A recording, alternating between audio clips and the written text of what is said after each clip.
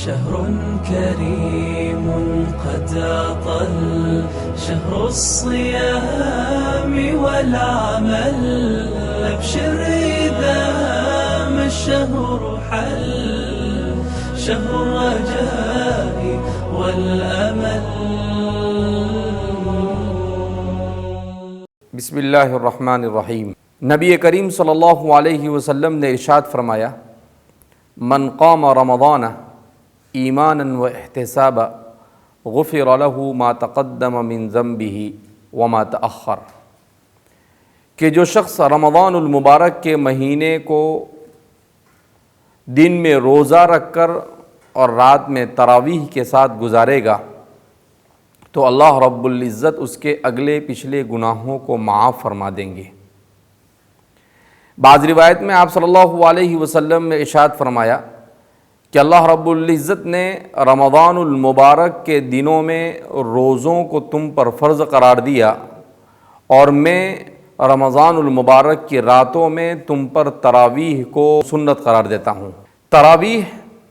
یہ نبی کریم صلی اللہ علیہ وسلم کی ایک محبوب سنت ہے۔ آپ صلی اللہ علیہ وسلم نے اپنی زندگی میں چند مرتبہ تراویح کا اہتمام کیا، البتہ کہیں امت پر تراویح واجب نہ ہو جاوے اور امت کے لیے شاق نہ ہو جائے، اس لیے آپ صلی اللہ علیہ وسلم نے تسلسل کے ساتھ اس کا اہتمام نہیں کیا، مگر اس کے بعد حضرات خلفاء راشدین نے اس سنت کو جاری کیا۔ خاص طور پر سیدنا حضرت عمر رضی اللہ تعالیٰ عنہ نے حضرت ابی بن کعب رضی اللہ تعالیٰ عنہ کے پیچھے حضرات صحابہ کو تراویح پر آمدہ کیا اور تمام صحابہ نے اس سنت پر عمل کرنے کے لیے کسی طرح کی کوئی مخالفت نہیں کی، لہذا علماء نے کہا کہ صحابہ کا اس بات پر اجماع ہے کہ رمضان المبارک کے مہینے میں تراویح بہرحال یہ سنت مؤکدہ ہے۔ آپ صلی اللہ علیہ وسلم نے تراویح کے سلسلے میں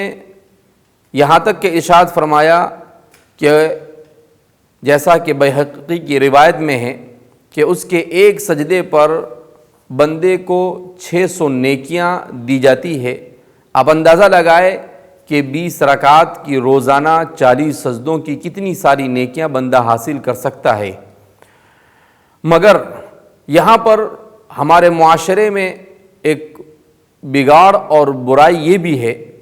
کہ ہم تراویح کا اولاً تو اہتمام نہیں کرتے، ثانیاً اگر ہم تراویح کا اہتمام بھی کرتے ہیں تو ایسے امام کو تلاش کرتے ہیں جو تیزی کے ساتھ قرآن کریم کی تلاوت کرے۔ قرآن کریم کو سننا اور اطمینان کے ساتھ پڑھنا یہ نبی کریم صلی اللہ علیہ وسلم کی سنت ہے۔ علماء نے لکھا ہے کہ اگر قرآن کریم کو تیزی کے ساتھ تراویح میں پڑھا جاوے تو بندہ تیزی کے ساتھ قرآن کریم کے پڑھنے کی صورت میں ایک تراویح میں تقریباً 160 مکروہ کا ارتکاب کرتا ہے اور 180 گناہوں کا ارتکاب کرتا ہے، جس میں سننے والا اور پڑھنے والا دونوں شامل ہو جاتے ہیں۔ مگر ہمارا معاشرہ ایسا ہے